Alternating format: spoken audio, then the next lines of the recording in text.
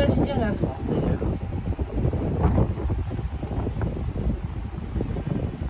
Alors à droite, vous voyez des îles flottantes, enfin, des jardins flottants, des bateaux jardins. On a aussi de grands palais, so the building from about here about 1900. On va voir l'important port à Brisbane il y a quelques semaines, enfin c'est un monument qui continue à être utilisé énormément. Voilà, le collectif français. Donc, vous avez plein de tableaux de sculptures faits par des artistes français à l'intérieur au 19e siècle seulement. On a la plus grande collection d'œuvres rivières et fleuves de la région. Et donc on a une grosse collection d'œuvres de cette période et c'est pour ça qu'il fallait vraiment un musée spécialement dédié à cette période 19e siècle qui était très riche en France. Paris, 17e siècle, celui-là, c'est le Pont Royal. You can see the third oldest bridge of Paris, the Royal Bridge, just in front of you. The palace. This palace became a museum during the Revolution, the French Revolution, the Revolution at the end of the 18th century. The idea of the French Revolution was to create a museum inside the palace of the world.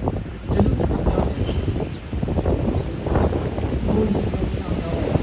de France et des derniers rois de France aussi d'ailleurs. Donc 1870, hein, c'est partie du Louvre en fait, la Joconde, c'est pas grave, à l'entrée d'une des cours du Louvre. Voilà, donc 20 000 visiteurs par jour, la Joconde, c'est vraiment l'œuvre d'art la plus visitée du monde. Le Louvre aussi, 12 millions de visiteurs en 2022, donc vraiment un musée qui a battu ses records de fréquentation, a créé une salle spécialement pour la Joconde de Léonard. Dès le XVIIe siècle, il n'y avait pas de concurrent que lui, à Paris en tout cas. Il traverse la plus grande île de Paris qui s'appelle l'île de la Cité. On va faire le tour maintenant des deux îles du centre de Paris. So you see now the new bridge in front of the boat. The new bridge is the oldest bridge of Paris. We never change the bridge. It's crossing the City Island. The biggest island of Paris on your left. Vous voyez la statue du roi Henri IV à gauche, hein, c'est lui qui a ordonné la création de ce nouveau pont, donc au XVIIe siècle. À l'époque d'Henri IV, Paris,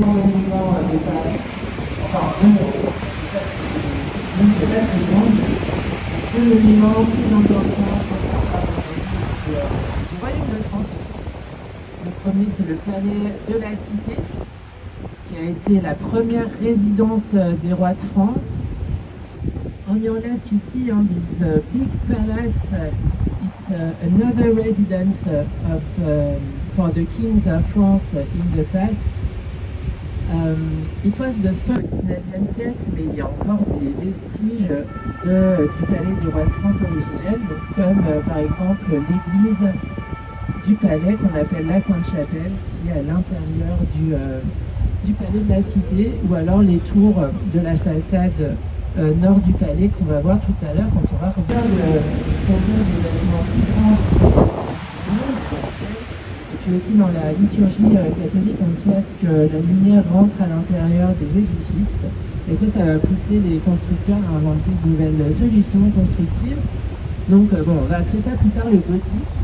Notre-Dame, c'est la deuxième génération des églises gothiques. Donc c'est pas la plus vieille église gothique du monde, ni la plus grande, mais c'est peut-être la plus harmonieuse et élégante.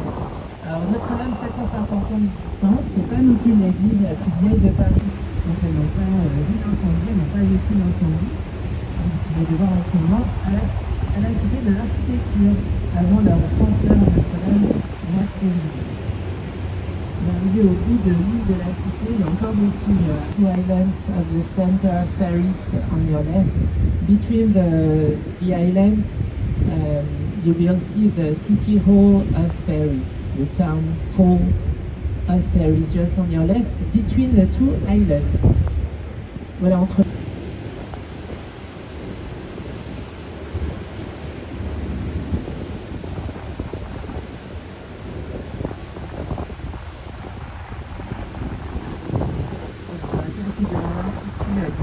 Harvard, qui a été fait dans les années 80, est un outil aussi de diffusion de connaissances jeunes, so also for the understanding of the Arabic culture in France and in Paris also.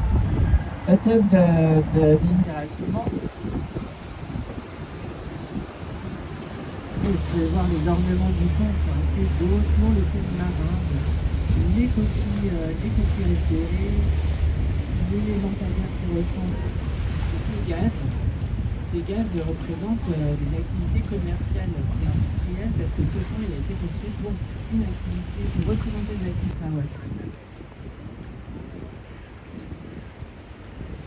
So this tower was the highest building in the world when we built it in 1889, the highest structure in the world never built, with a free enough.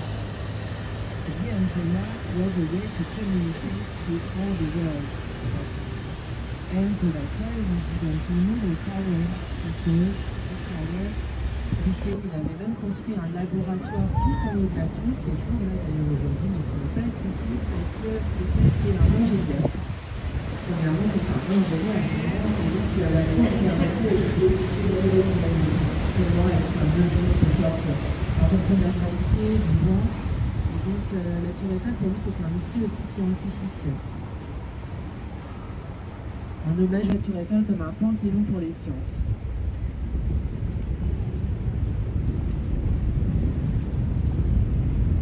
So you see that the Eiffel Tower is made with a lot of iron elements. They are all painted. We change the painting every 7 years to protect the iron against